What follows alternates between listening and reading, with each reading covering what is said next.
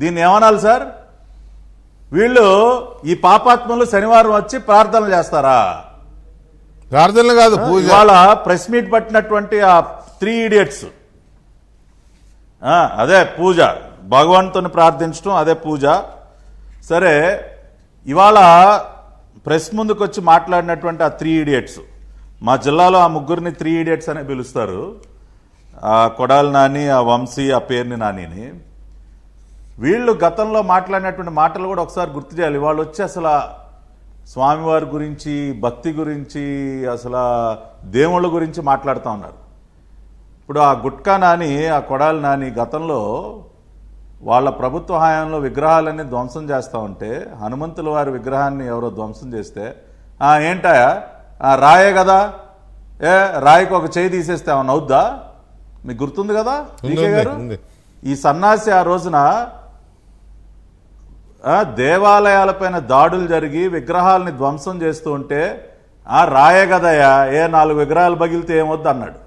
వీడు ఈ దుర్మార్గుడి వాళ్ళు వచ్చి హిందుత్వం గురించి, దేవుళ్ళ గురించి, దేవాలయాల గురించి మాట్లాడతాడండి ఈ దుర్మార్గుడు. అర్హత ఉందా అతనికి అసలు?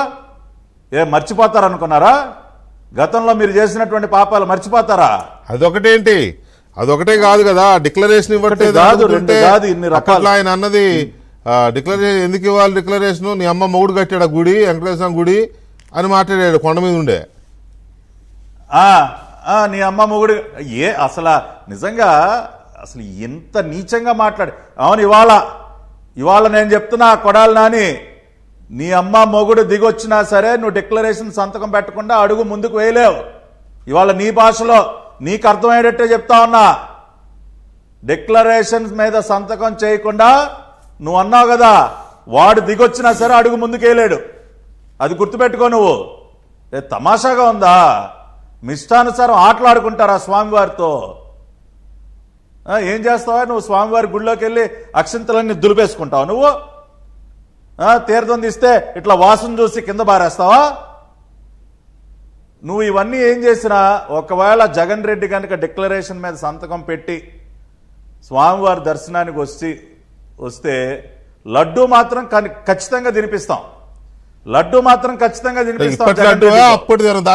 నీకు తెలియాలి, స్వచ్ఛమైనటువంటి ఆవు నెయ్యితో చేసినటువంటి లడ్డు, పవిత్రంగా చేసినటువంటి లడ్డు యొక్క రుచి ఏ విధంగా ఉంటుందో నీకు తెలియాలి.